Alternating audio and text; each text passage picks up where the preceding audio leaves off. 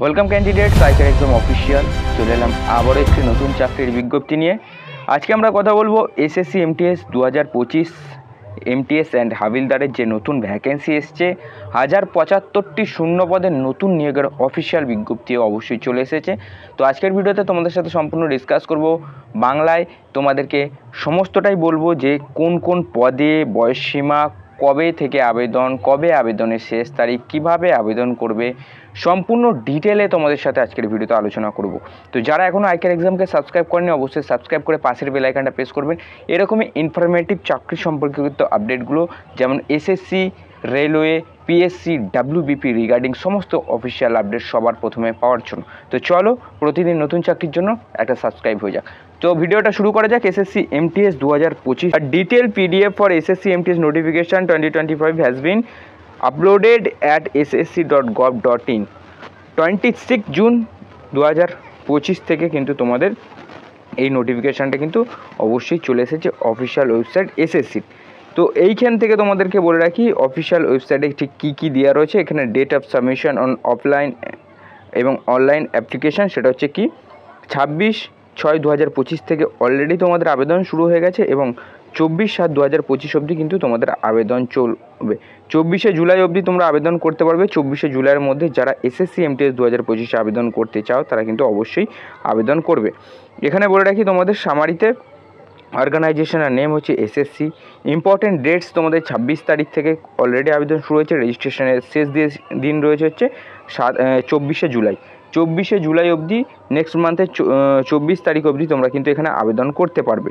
এবং এক্সাম ডেটও তোমাদেরকে বলে দিই যে এক্সাম ডেট তোমাদের যেটা রয়েছে সেটা হচ্ছে 20 সেপ্টেম্বর টু 24 অক্টোবর, মানে 20 সেপ্টেম্বর থেকে 24 অক্টোবর অবধি কিন্তু তোমাদের এই এসএসসি এমটিএস যে 1075টি শূন্যপদের ভ্যাকেন্সি এসছে সেখানে কিন্তু তোমাদের পরীক্ষা হবে।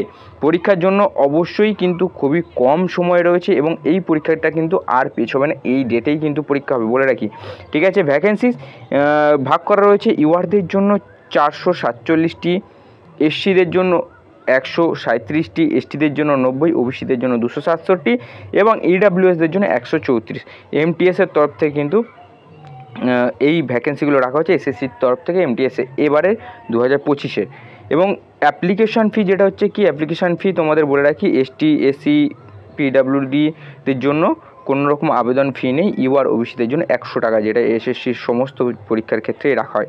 এলিজিবিলিটি ক্রাইটেরিয়া কি এডুকেশান হচ্ছে তোমাদের হচ্ছে 10th ক্লাস পাস হয়ে থাকতে হবে। 18 থেকে 25 বছরের মধ্যে বয়স হয়ে থাকলে অবশ্যই আবেদন করতে পারবে। এবং হাবিলদারদের জন্য ম্যাক্স এজ রাখা হচ্ছে 27 বছর।